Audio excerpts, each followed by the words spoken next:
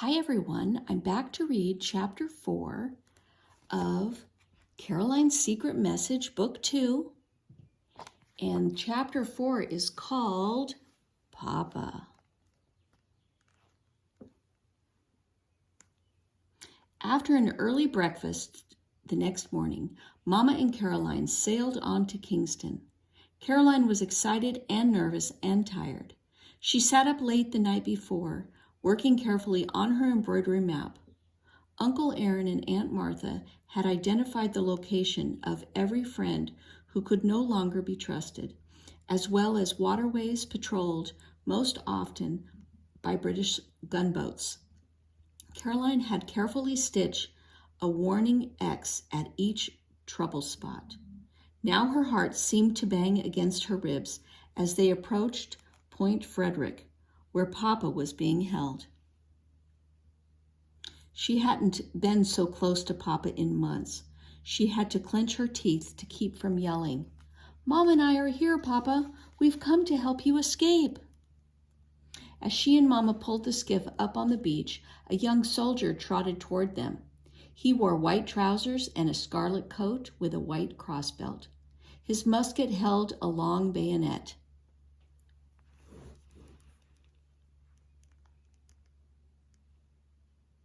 His black and gold hat was so tall that he looked especially threatening. "Mama," Caroline whispered. His knees felt wobbly. Her knees felt wobbly. Mama squeezed Caroline's shoulders. "Have courage, Caroline. If we are not able to win Papa's release, his best chance of escape depends on you and your map." The soldier reached them. "Madam," he began, "this is a military area." "I understand that, sir," Mama said, "but my husband is being held here unjustly. I came to see whoever is in charge." "That's Major Humphreys," he said stiffly. "Follow me." The soldier led them into the fort area. In truth, Caroline thought, there is not much here. She saw only a single two-story blockhouse. Hammers banged as soldiers labored to build a rough wall around the grounds. A civilian man was yelling at an ox pulling a wagon piled with lumber. She stumbled over a rut left by wagon wheels, but she couldn't tear her gaze from the buildings. Papa was here. Was he in that building or that other one over there? Was he watching them through one of the windows? She trembled with a longing to run and search, calling for him. Mama took Caroline's hand and gave her a warning look. "I know it's difficult to stay calm, but we must not do anything to anger the soldiers." The soldier took them to one of the wooden buildings and explained his errand to another sentry. Finally, Mama and Caroline were led into a large room that was surprisingly well furnished. A tall chest of drawers gleamed with polish. A mirror hung on one wall, and silver candlesticks and crystal goblets sparkled on the side table. A stern, gray-haired man with red cheeks sat at a table. He was eating beans and bacon from a china plate. A cup of tea steamed beside him.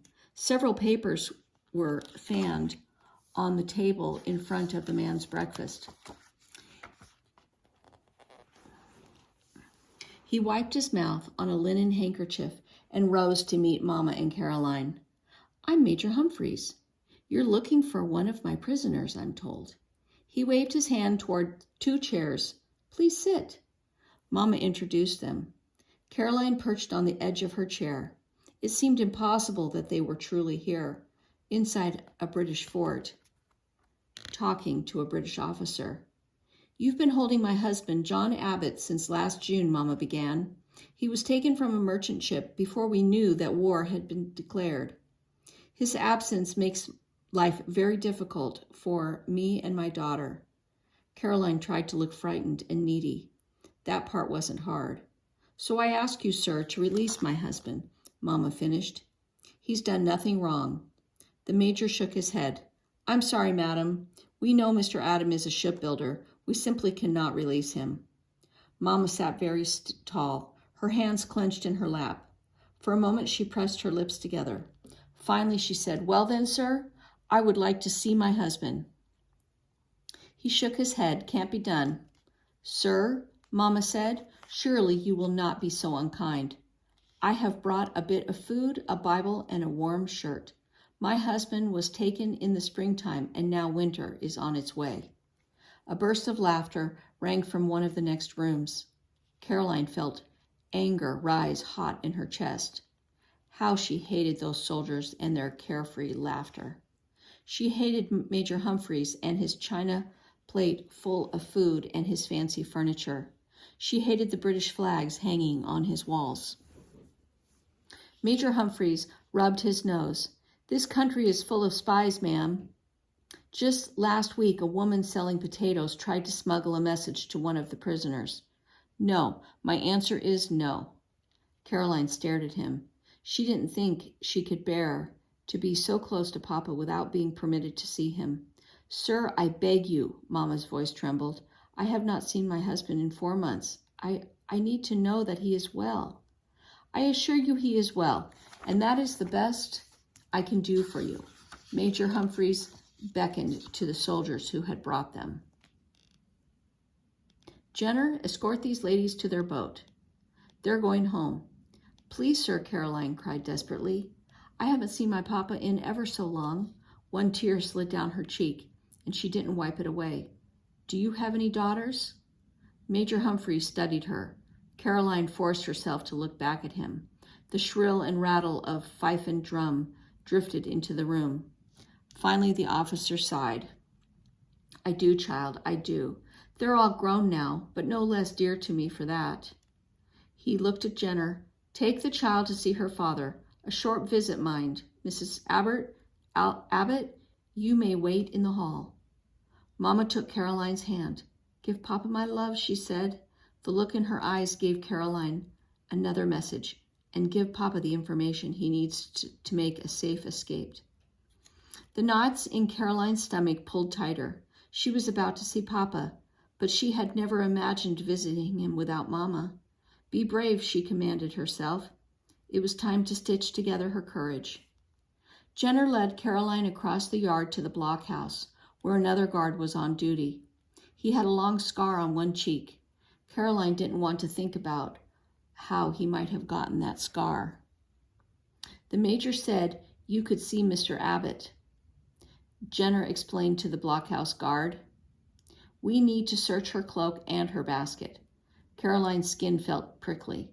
So much depended on the next few minutes. She placed her basket on a small table by the door. Then she unfastened her cloak and handed it to the guard. The guard checked the seams and lining to see if she had hidden anything between the layers of cloth. Jenner poked through Caroline's basket. He turned the wool shirt inside out. He flipped through the small Bible, holding it upside down to make sure no slips of paper had been tucked between the pages. He inspected the bag of apples and dried cherries. Then the guard pulled out the ginger cakes that grandmother had sent along and crumbled them into his fingers. "Sorry," he muttered. "Can't be too careful." The destruction made Caroline angry, but she only nodded. The cakes don't matter, she told herself. As long as the soldiers let her keep her embroidery, they could take whatever else they wished. "What's this?" Corporal Jenner was staring into the basket. The only thing left was her embroidered map, folded neatly with the stitches inside. Caroline's heart thumped so loudly she was surprised he could hear it. It's just some sewing I wanted, that is. When I'm feeling scared, it helps me keep my hands busy." She hated admitting her fear to these soldiers, but it was the truth. The guard lifted the cloth, made sure nothing was hidden underneath, and piled everything back into the basket. "All right, then." Caroline blew out her breath. The map was safe. "Follow me," Jenner commanded. He began clomping up the stairs. Just as Caroline turned to follow him, she heard a low voice, almost a whisper, behind her. "Your father misses you." Caroline whipped her head around and stared at the guard with a scarred cheek. Had he actually said that? His face was expressionless, and he jerked his head toward the stairs. Caroline hurried after Jenner, up the stairs to a small landing. She found herself facing a closed door. Jenner opened it, calling, "Mr. Abbott? Someone to see." "Papa!" Caroline had barely even glimpsed him, silhouetted against the window, before she barreled into his arms. "Caroline?" Papa said hoarsely. "Oh, my own dear Caroline."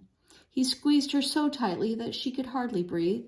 She squeezed back, breathing in his papa scent.